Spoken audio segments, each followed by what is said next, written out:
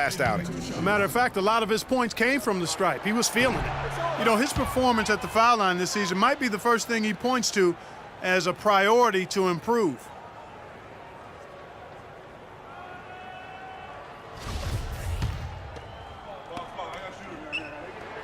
Good on the second free throw. And here's Exum. He had a 21-point outing in their last game against the Pacers in Indianapolis. If you're just tuning in, we played about 2.5 minutes here in the first. There's the feed to Cousins. And foul called as he misses. He'll go to the line and shoot two.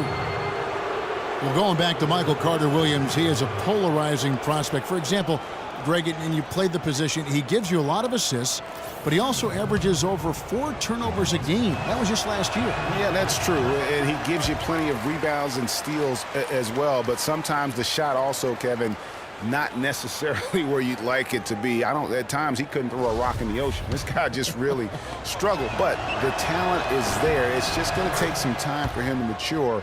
And the jury's really still out on him. And Jason Kidd has seen a lot of things in his first few years of coaching. Already changed teams once and had some personnel issues, but you cannot deny that he knows how to get the most out of his teams. And with Kidd, the results on the floor, Greg, speak for themselves. He knows what he wants out of his players, Clark, and he keeps them accountable. And, you know, having that accountability is what made the Bucks so much better last season. Kidd is still a very young head coach, but I tell you what, he's shown me a bright future in that capacity for himself. No good on that one. And boy, how good was Chris Middleton last season? I mean, always a deep shooter who could stretch the floor. He hits the weight room in the offseason and became a much stronger defender. Now he's one of the more promising 3-and-D guys in the league. Now here's Exum. The scoring numbers have been solid for him. He's averaging just under 14 points a game.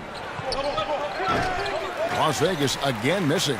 Well, I think he had all the space he needed. He just couldn't find the bottom of the net. Count that one. About 3 minutes gone here in the first quarter. Anderson against Middleton. Antetokounmpo kicks to Carter-Williams. And again, the Bucks miss. And for Chris Middleton last season, he went up in points, assists, rebounds, but went down in turnovers. Boy, what an improvement for this young man. A late bloomer. I liked him when he was at Texas A&M, still growing into his body, playing with great confidence, and he can spray that thing from 3. I like his promise. Now Carter-Williams, after T.J. Warren's three-pointer that didn't go.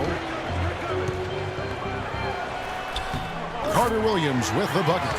And I tell you what, anytime you get those easy ones, that basket starts to get bigger.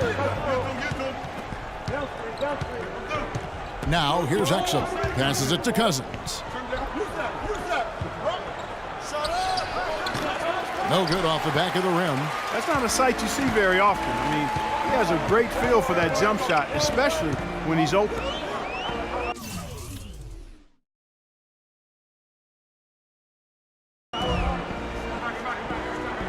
Now Booker.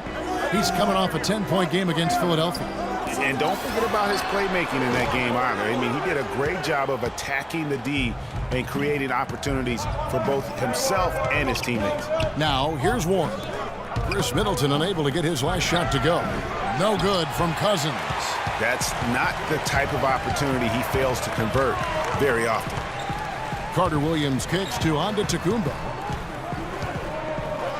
And that one is hammered home. Flying high and throwing down the hard one-hander. One of his favorite moves right there, guys. And really, he does that one as well as anyone. Kev, you're right. That's like his signature move once he goes airborne. Here's Warren following the bucket by the Bucks. The drive by Cousins, and he says right back at you with a big dunk of his own. Make it 2 hands for safety. That's what they say, right, Kevin? Yeah, that's right. You got it. And he was ultra safe with that dunk. No reason not to be. And guys, as he should be. Remove all doubt on that attack. Now here's Carter-Williams. He picked up 15 points in their last win against the 76ers in Philadelphia. And also his assist total tells you about the job he did of keeping his head up and keeping his teammates involved. A different look for Milwaukee. John Henson's checked in for Booker.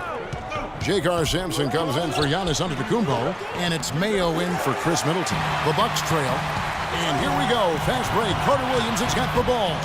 Sampson's shot, good. Easy to see who's going to win that race. Yeah, early offense is often easy offense. Excellent work that time. Curry kicks to Sims. And a foul on the shot. He'll go to the stripe for 2. And now let's bring you the list of the top three-point shooting teams over the course of the past 10 games. They've been really pleased, Kevin, with their three-point game. It's working better for them thanks to some adjustments they've made in their transition game. The Milwaukee Bucks ended last season 41 up and 41 down, a perfect 500 mark, and they were the epitome, Clark, of average at the end of the season, and as you can see, even during it. Well, they're a young team, but at one point, 17-17, also had an 11-11 record against the East and 6-6 against the West. And the Bucks were average last season. I mean, they were 17-17, also 7-7 at home, 10-10 on the road, 5-5 in the games leading up to that. So in every measurable way, they were 500. The Bucks have gone 5 of 9 from the field here in the first. Mayo, the pass to Bayless. They set the pick. Back to Mayo.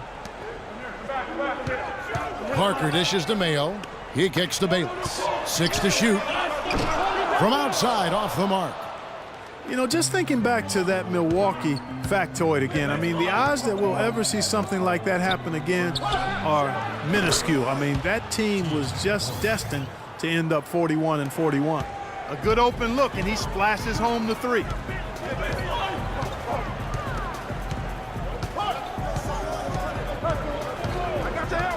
Pass to Sampson. And it's Parker at the elbow. Outside Mayo. Nice ball movement by Milwaukee. Bayless's shot is off. Las Vegas leading by 4. Now the dish to Warren. From outside the arc. Here's Sims, and it's blocked. Here is Bayless. He had 10 points in the win against Philadelphia. Henson with the screen. Here's Sampson. And Bayless kicks to Mayo. Parker passes to Bayless. Jacks up a 3. Villar with the rebound. Las Vegas has gone just 1 of 4 from three-point range here in the first. They set the pick to the paint. He feeds it to Warren. That ball's off target. It's his 3rd miss. He's made 2 shots from the field. To the inside. Here's Bayless. Breaks it off the glass. Bayless has got his first points of the night. The plan of attack is obvious. Get the ball inside and go strong to the rim. And, Greg, you know, the defense has been very slow to adapt. I mean, that's 10 straight points now inside. Here's Hood. Taking a look at his stats, he's averaging around 7.5 points a game. Timely passing leads to assists, and that's been the recipe for success. Everybody on the same page, completely in sync. Tremendous communication and awareness. Henson in the corner. Kicks it to Bayless. He dishes it to Parker. Out left to the wing. Pass to Bayless. Out to the wing. Here's Sampson. Shot is no good. And it's Las Vegas the other way. Defeated by the Pacers in their last game, they'll try to put that one behind them. Just looking at the stat sheet, they gave far too many free throws away in that game. Maybe it was the noise in the building or something, but they really looked rattled. Well, Greg, I don't know if it was the biggest reason for that loss, but all of those misses from the stripe clearly had an impact on that game.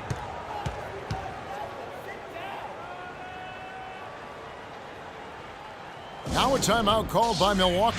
And, you know, obviously, there's some things out there he does not like and wants to talk it over. Well, Greg, you've played and you envision yourself as a coach as well. So, you know, sometimes you need to make some adjustments. Parker drives in. His second shot goes in. Off to a good start, 2 for 2. How about the inbound pass there? Easy bucket.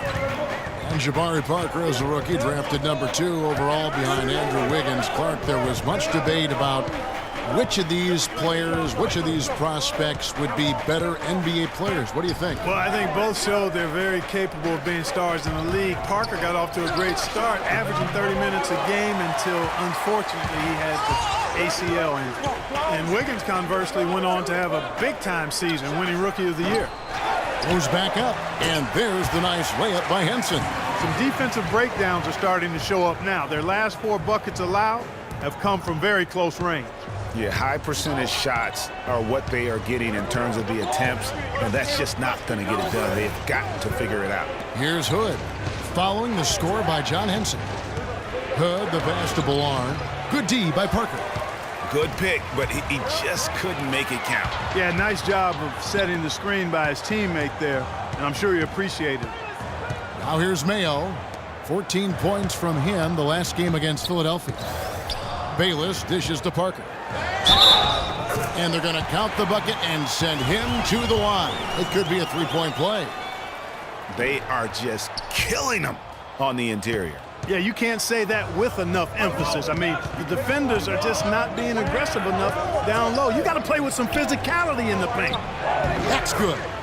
7 points for T.J. Warren. 55 seconds left to play in the first quarter. To the left wing. There's a screen. Here's Bayless. Shot is off, and it's Las Vegas the other way.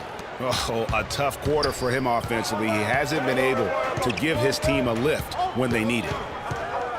Curry kicks to Hood. Feeds to Warren.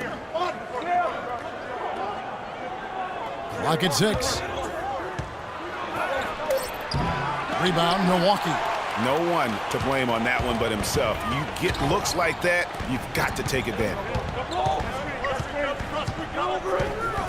Here's Sampson.